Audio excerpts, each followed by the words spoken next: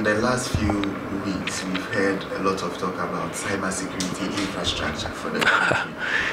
What is that? Is it like a system you are going to establish, like a room full of machines? What is the whole cybersecurity infrastructure all about? Well, I think that the term cybersecurity infrastructure maybe broadly refers to what we need to put in place at the national level. So we're talking of, first of all, we need to start with a policy strategy. That should give the direction as to what the problems are and how we're going to address them. So if you hear the word cybersecurity infrastructure, it involves, for example, setting up a forensic lab for the law enforcement or the criminal justice sector to be able to do their forensic analysis to support criminal investigations and prosecutions. We're also talking of setting up a computer emergency response system. For example, physical space, we have NADMO. NADMO's job, I believe, is not just even to respond to disasters, but even they need to also proactively help, detect and, to deal with those things. So similarly, in electronic environment, you should expect what we call a computer emergency response system or team that will be able to detect when hackers are trying to compromise the system, and how we can also better immediately respond to the issues. Don't let us consider cybersecurity away from the current development in ICT.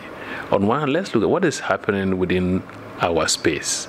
Government sector, look at the various initiatives.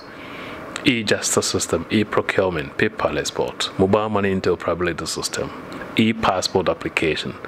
The government has announced by the end of next year, almost every government service will be run digital. What is the implication? The Vice President indicated that the pilot of revenue collection with the Ministry of Tourism, the inflow of revenue increased by fourfold. What does it mean to you? Now the question is, what is the level of protection of this infrastructure? The paperless port has eased a way of doing business at the port. The mobile money interoperability architecture infrastructure, there has been a lot of data from GAPES and the Bank of Ghana. Now the question is, are those systems supposed to protect themselves? No, we got to invest with cybersecurity. So the CST issue has come up because we need what we call a sustainable financing for cybersecurity. Cybersecurity, we do not control how the hackers think. And evidence suggests that countries, even advanced countries with resources like Great Britain, their health sector was compromised. Singapore, one of the best countries doing well in cybersecurity, their system were compromised. Recently, Bulgaria, their national revenue system was compromised. South Africa, just in July, the power infrastructure was compromised by ransomware. So when you are in such a global ecosystem and you've seen all those and the repercussions, the consequences, what are we supposed to do?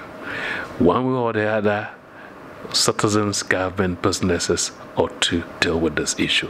Yes, it's happening in other countries. We need to protect ourselves. But how severe it is? So much so that the tax had to be implemented quickly for us to raise funds to start implementing this plan. I'm asking this because for a lot of people, we've had conversations where they said, okay, cybersecurity, but to what extent is it so serious such that we need to do this for cybersecurity and not say the roads or the hospitals that Thank you.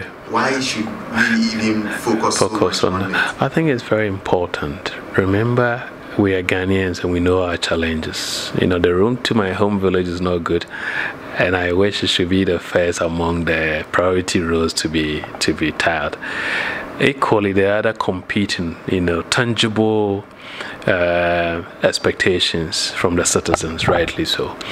However, the problem is if we fail, you see, once again, if we were not doing digitalization, right? If we were not doing digitalization, I wouldn't have bothered so much, right? But here you are, even password application has been introduced online. Now, what is the direct benefit to the user? I'm not sure whether you've gone to a guru boy before to negotiate to get a license or a passport. You have, or your friend. You don't pay less than 500 to get it within 2 weeks, right? That's the practice. Look, if as citizens we hold our government to account for the passport application to be effectively implemented in such a way that I wouldn't have to walk, queue into passport office, pay a guru boy, I've saved a huge sum of money. But we need to have funding to protect that platform that is being used. I hope you get a point. Look at mobile money. The kind of cases we've examined, more than 75% of such cases can be prevented, detected and prevented if the citizens are subjected to or go through a certain level of cybersecurity awareness, cyber hygienic practices, password protection. I was going to ask you that. How do we, because I've read previous statements you have made about how mobile money users are at risk when it comes to cybersecurity.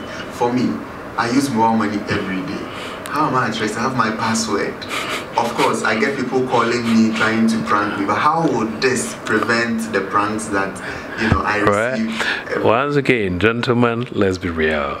There are certain elements of life that you have full control over, where you cannot have control of the prank calls. Criminals are also part of the the natural ecosystem. They are not going to go away. Ask the police officer, why do we have a police service? So I think let's have control on what we can do. The control here is you are able to detect is what? A prank call. And what do? Normally you terminate it. You get a call. Hello, this is your uncle from UK and DHL. The moment those things come to you, you are in a better position to detect and prevent. But do you know how many people have fallen victims to this? I've gotten people who have finished university, they are dipped on the internet because, on Facebook, somebody said there's a protocol list at the Ministry of Communications for employment. People go through. It's a daily occurrence. I hope you understand. We have people who are sharing their images of themselves, video and other things to people, and those information are exposed on the internet. These are daily occurrences. You see them. Financial fraud reports are all over the banking sector. I hope you understand. So these are the question I was trying to ask is, my videos leak. Yes, people try to play pranks on me. Correct. And all of that, mobile money. How am I going to be protected with the cybersecurity infrastructure? Is it the case that once again, calls will not come through anymore? No, once again, people cannot share the videos. You are still sticking to cybersecurity infrastructure as a system or a tool or a building. I'm trying to simplify it for someone who would be watching. I've gotten you. Your question is, these are the issues. How am I to benefit from how we are going to use the CST? Not necessarily this year, but with the establishment of the cybersecurity infrastructure, which we have all agreed is necessary. I've explained to you what the infrastructure means, isn't it? One of them is awareness creation. Okay.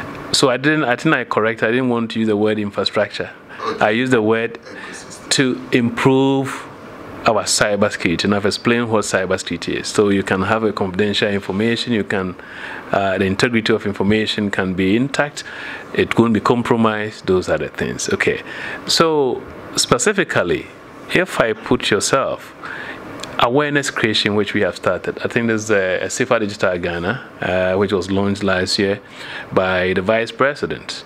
So there are 4 pillars: children, public, businesses, and government, because they are all at risk. So that is a major problem. Awareness creation so that we can appreciate a culture of cybersecurity. Let me test you. Do you have antivirus installed on this phone? Not. Thank you. Even though you can avoid the prank calls because you know they are fictitious. Now here you are. You have one weakness. But what do you use this mobile phone for? Thank you. I like frankness. That's true. What is the level of exposure that you have here? you are exposed. The moment you connect to the internet, and by statistics, Ghana is ranked number 9, the most active country, a country with active citizens, active presence of citizens on social media. Oh, wow. Thank you. What is the implication? We are exposed. The moment you connect to the internet, it exposes you to certain risks. So once again, improving Ghana's cybersecurity readiness is a multifaceted act. And that is why the awareness creation is part, blocking, investigation, research, and development. These are the components of what you call a cybersecurity infrastructure, but let's call, improving the cybersecurity ecosystem.